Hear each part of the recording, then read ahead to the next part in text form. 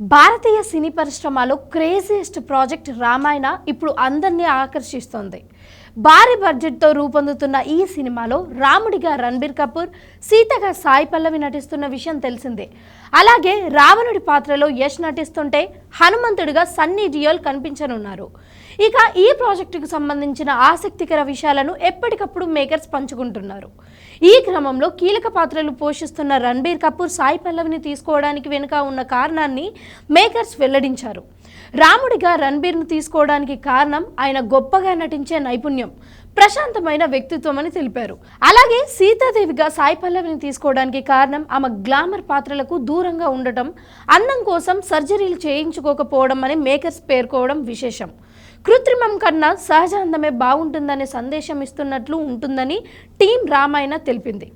ఇప్పటికే విడుదలైన movie glimpse రామాయణంపై అంచనాలు భారీగా పెంచేసింది. ఈ చిత్రం 2 భాగాలుగా రానున్న విషయం తెలిసిందే. మొదటి పార్ట్ 2026 దీపావళికి విడుదల కానుంది. అలాగే రెండో పార్ట్ 2027 దీపావళికి వస్తుందని ఇప్పటికే మేకర్స్ ప్రకటించారు.